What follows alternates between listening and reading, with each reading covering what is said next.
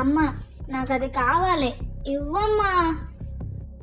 అమ్మాయి ఒకటే ఏడుస్తుంటే ఆ ఏడుపు విని పేపర్ చదువుకుంటున్న వీర్రాజు లేచి నిలబడి ఏమిటి పాప ఎందుకు ఏడుస్తుంది?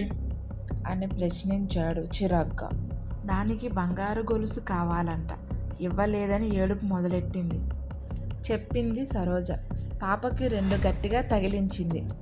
దాంతో అమ్మాయి స్వరం పెంచి ఏడవడం సాగించింది.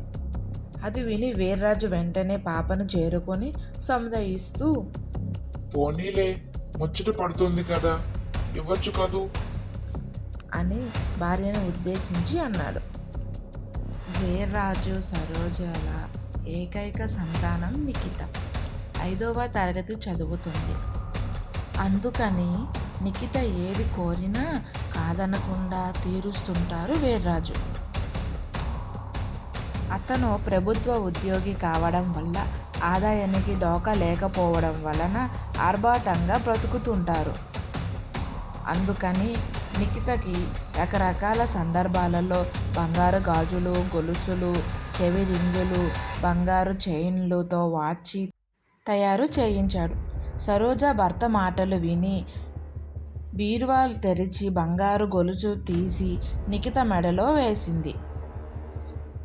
అసలే బంగారంది, జాగ్రత్తగా ఉండాలి మరి అని చెప్పింది.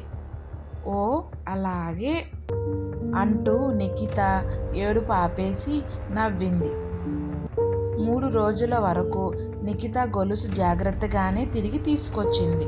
4వ రోజు సాయంత్రం స్కూల్ నుండి తిరిగొచ్చిన నిఖిత మెడలో గొలుసు కనిపించలేదు. అమ్మో, అది తులం బంగారంతో చేయించిన గొలుసు.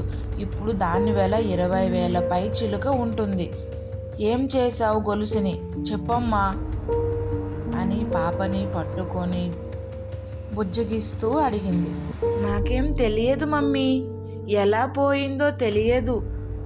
మధ్యాహ్నం భోజనం చేసినప్పుడు చూసుకుంటే ఉంది. సాయంత్రం మాట్లాడించారు, ఆ తర్వాత నేను చూసుకోలేదు అని చెప్పింది. సరోజ వెంటనే భర్తకి ఫోన్ చేసింది. ఏమండి, అమ్మాయి గొలుసు పోగొట్టింది. స్కూల్లో గేమ్స్ ఆడిన తర్వాత నుంచి కనిపించడం లేదనిపిస్తుంది.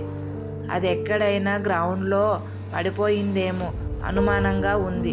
మీరు అర్జెంటుగా బండి మీద రండి, స్కూల్కి వెళ్ళి ప్రిన్సిపల్కి కంప్లైంట్ ఇచ్చి వెతుకుదాం అని ఏడుస్తూ చెప్పింది. వీర్రాజు వెంటనే ఇంటికి వచ్చి భార్య పాపలతో కలిసి స్కూల్కి వెళ్ళాడు. 10వ తరగతికి స్టడీ అవర్స్ అవ్వడం వలన ప్రిన్సిపల్, స్టాఫ్ ఇంకా స్కూల్లోనే ఉంటారు. ఏమైంది సార్, ఈ వేళలో వచ్చారు అని ప్రశ్నించగా జరిగిందంతా వివరించింది సరోజ. అది ఈ రోజులలో 25,000 చేస్తుంది సార్. ఎలాగైనా వెతికించి మాకు గొలుసు వచ్చేలా చేయండి. దానికి వాళ్ళకి బహుమతి ఇస్తామని చెప్పండి సార్, బతిమలాడింది సరోజ. దానికి ప్రిన్సిపల్ గారు శాంతంగా, పాపకి అంత విలువైన నగ వేయడం తప్పు కదా, అది పడిపోయింది కాబట్టి సరిపోయింది. అది ఎవరైనా నగ కోసం పాపని గాయపరిచి గొలుసు కాజేస్తే ఏమయ్యేది? సరే, మా ప్రయత్నం మేము చేస్తాం. కావాలంటే మీ అమ్మాయి ఎక్కడ ఆడుకుందో అక్కడ వెతికి చూడండి అన్నాడు. వీర్రాజు సరోజ ఎంత వెతికినా ప్రయోజనం లేకపోయింది. ప్రతిరోజు ప్రిన్సిపల్ గారిని కలిసి గొలుసు సంగతి అడిగినా ఫలితం లేకపోయింది. 1 నెల గడిచింది. ఇక ఆ గొలుసు విషయం మర్చిపోదామని నిర్ణయించుకున్నారు. నిఖిత పెద్దదయ్యే వరకు బంగారం నగలు వేయకూడదని తీర్మానించుకున్నారు.